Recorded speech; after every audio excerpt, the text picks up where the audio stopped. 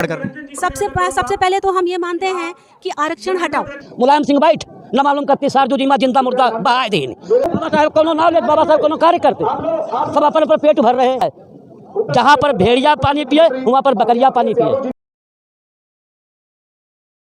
नमस्कार दोस्तों, मेरा नाम गौरव है और आप देख रहे हैं नेशनल व्लॉगर। आज 26 नवंबर है और 26 नवंबर को हमारे देश में संविधान दिवस के रूप में मनाया जाता है। 26 नवंबर 1949 को हमारे देश में संविधान बनकर तैयार हो गया था, जिसके बाद से हमारे देश में 26 नवंबर को संविधान दिवस के रूप में मनाया जाता है। इसी उपलक्ष्य में आज लखनऊ के स्मृति उपवन में सावित्रीबाई फुले द्वारा एक रैली का आयोजन किया गया है, जिसको संविधान बचाओ आंदोलन के तहत किया जा रहा है। इस रैली में इस जनसभा के मुख्य अतिथि समाजवादी पार्टी के राष्ट्रीय अध्यक्ष अखिलेश यादव है। तमाम यहाँ पर लोग, एक जनसभा यहाँ पर पहुँची है, भीड़ यहाँ पर पहुँची। इन लोगों से बात करेंगे और जानेंगे कि हमारे देश के आम आदमी के जीवन में और देश में संविधान का क्या महत्व है। आज संविधान दिवस के उपलक्ष्य में यहाँ पर एक कार्यक्रम किया जा रहा है और संविधान बचाने की जब बात हो रही है, ये क्यों हो रही है?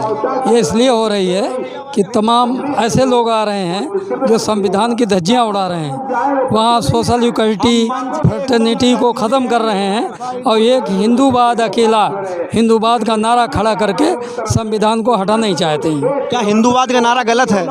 बिल्कुल गलत है। हिंदू शब्द ही इंडियन नहीं है, भारतीय नहीं है।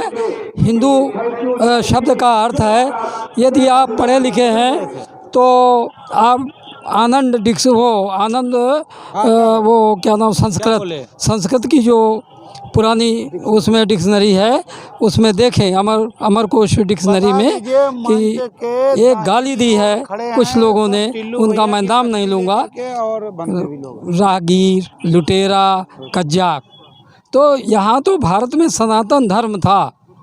सनातन मतलब इक्वलिटी का धर्म। ये सनातन धर्म और हिंदू धर्म में अलग अलग है। आप कैसी बात करते हैं? सनातन का मतलब पूर्ववत चला आना, इक्वलिटी, फ्रेटर्निटी, समानता, भ्रातृत्व, इकोनॉमिक इक्वलिटी, सोशल इक्वलिटी, ये है सनातन धर्म। सनातन धर्म इज़ नॉट हिंदू, मुस्लिम, सिख, ईसाई, ये नहीं सनातन धर्म है। आपको क्या लगता है कि इस समय देश के संविधान को खतरा किन लोगों से और कैसे इसको बचाया जाएगा? खतरा है मनुवादियों से, जो सोशल इक्वलिटी को ख़त्म करके और एक छत्र हिंदू खतरे में है, इस्लाम खतरे में है, ऐसी जो बातें करते हैं, इनसे खतरा है। बचाएगा कौन इसको? बचाएंगे आप लोग। बाबा साहब कोनो नाम ले बाबा साहब कोनो कार्य करते सब अपन पर पेट भर रहे हैं। तो क्या आज यहाँ पर बाबा साहब के बारे में बात नहीं हो रही है? हो रही है तो बाबा साहब लेकर चलो, तो बाबा साहब कुछ कारनामा करो,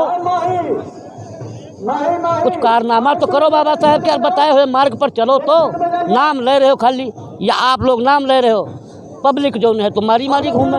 अच्छा, बाबा साहब ने क्या मार्ग दिखाया था, उसके बारे में थोड़ा लोगों को बताइए। बाबा साहब ने क्या मार्ग? बाबा साहब ने जो मार्ग दिखाया, सत्य का मार्ग दिखाया, और जो कहा वो करके दिखाया, जो कहा वो करके दिखाया।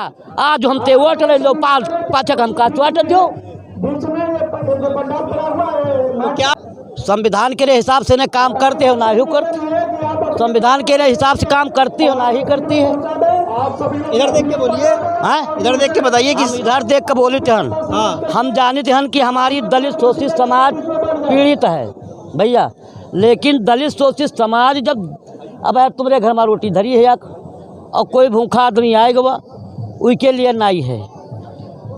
अब है पंडित आवा तो उनका सीधा शब्द दे दिया हो, और जो कौर भर रोटी मांगे कोई नहीं दी है नहीं।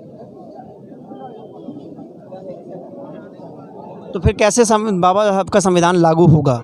संविधान जब तक क्षमता, शांति और उत्पात जत्ती सरकार भाई हो सब उत्पात के क्रांतिकारी मुलायम सिंह बैठ न मालूम कत्ती सार जो जीमा जिंदा मुर्दा बहाए दिन, अखिलेश सिंह बैठ कत्ती गुंडाई बढ़ी, आप बताओ हमका। बिटिया बहन की इज्जती नहीं बची, न मालूम कत्ते आखिर मार डालेंगे जिनकी रिपोर्टें नहीं लिखी गई। और जो इस सरकार में, योगी सरकार में संविधान की क्या हालात है? हालात यह है, भला जाओ तुमका पकड़ के बैठल यहाँ, तुम्हारी बात सुन ले, फिर पैसे की बदौलत भरे छोड़ दे।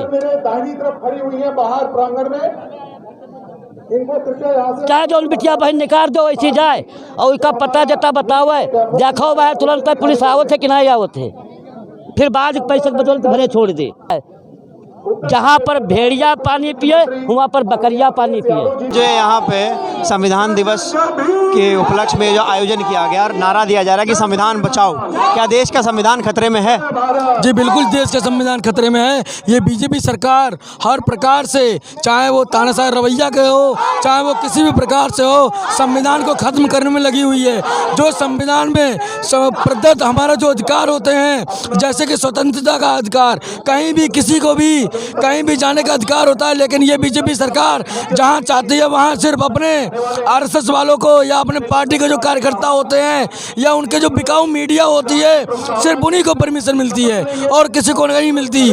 आखिर क्यों? हमारे संविधान को इसी तरह से रौंदा जा रहा है। अगर हम अपने संविधान के लिए अगर आगे नहीं आएंगे बचाने के लिए, तो ये सरकार जो बीजेपी की सरकार है, ये उस संविधान को कहीं ना कहीं मतलब लागू जो हो चुका है उसको भी ये ना लागू के बराबर कर देंगे।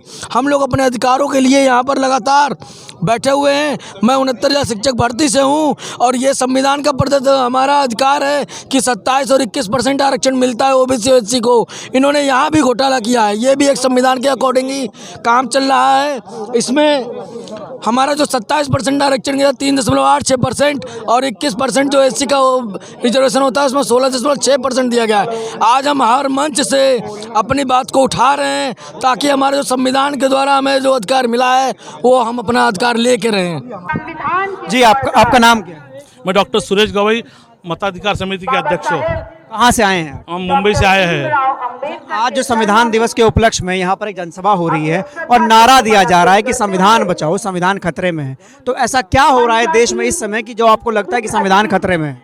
देखो, पूरे देश में आप देख रहे होंगे, 7 साल से आप देख रहे हैं, जो संविधान की जो धारा है वो एक एक कम की जाती है, उसका संशोधन लाया जाता है और गरीबों के विरोधों में, मजदूरों के विरोधों में, व्यापारियों के विरोधों में, डॉक्टर के विरोधों में और देश के जो भी मजदूर के विरोधों में नए नए कानून बनाए जा रहे हैं। उसके अंदर ये कृषि कानून हुआ, ये CAA हुआ, NRC हुआ, NPR हुआ, ये सब जो कानून बनाए गए हैं, ये कानून देश के गरीबों के मजदूरों के विरोध में है। और ये सरकार व्यापारियों की सरकार है, ये पूंजीपतियों की सरकार है। हम चाहते हैं पूंजीपतियों की सरकार, व्यापारियों की सरकार, ये जो देश को बेचना चाहते हैं मोदी सरकार, ये हमारे देश से हटे और आरएसएस भारत मुक्त बने।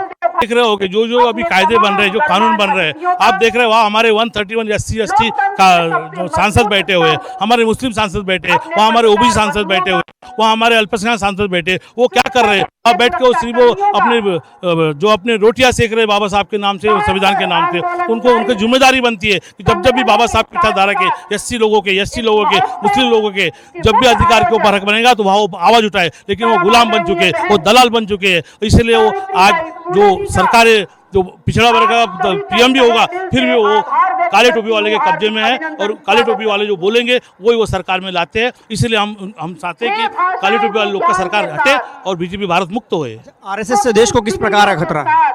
आप देख रहे हैं, कभी ये 70 साल 74 साल पहले कभी भी संविधान के ऊपर कोई हाथ नहीं लगाया था। आज संविधान जंतर मंतर जलाया गया। आपको इस बारे में मालूम होगा, जब जंतर मंतर संविधान जलाने का मतलब क्या होता है कि आरएसएस के लोग संविधान को नहीं मानते। आरएसएस के लोग चाहते कि हम इस देश के मजदूरों को, गरीबों को, शोषितों को हम गुलाम बना के रखें और उनका शोषण करके हम देश पे राज करें। अंग्रेजों ने भी कहा था कि आरएसएस के ऊपर विश्वास मत रखो। वही बात हमने विश्वास किया, समाज के लोग गुमराह हुए और उनके पास मसल मस्ती पावर इसकी वजह से जीत के आते और उसके बाद गरीबों का हक का छीनते हैं। सबसे पहले तो हम ये मानते हैं कि आरक्षण हटाओ के लिए इतना समय हो गया है। महिलाएं जिस प्रकार से कानून बने हैं, लिविंग रिलेशनशिप जैसा कानून जो कि हमारी भारतीय संस्कृति के बिल्कुल अगेंस्ट है।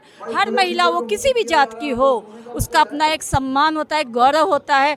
आपने लिविंग रिलेशनशिप का कानून बनाया, क्या महिलाओं का उसमें कोई भी आपने जाना कि क्या स्थितियां हो रही हैं? हम लोग रोज ऐसे मुकदमे देख रहे हैं जिनमें महिलाएं। लिविंग रिलेशनशिप वाला जो कानून बना है वो तो हमारे एक फंडामेंटल राइट के थ्रू आता है ना, उसमें क्या हो रहा है उसका साइड इफेक्ट देखे गए। हमारा भारत देश में एक महिला हिंदू लॉ में जैसे था कि एक पुरुष एक शादी कर सकता है, अब तो उनको एक अधिकार मिल गया कि बाहर एक घर में इतने ढेरों केसेस आ रहे हैं और कोई भी महिला ऐसी नहीं है जो इससे पीड़ित ना हो, चाहे वो ऑफिसर ग्रेड से ही क्यों ना हो।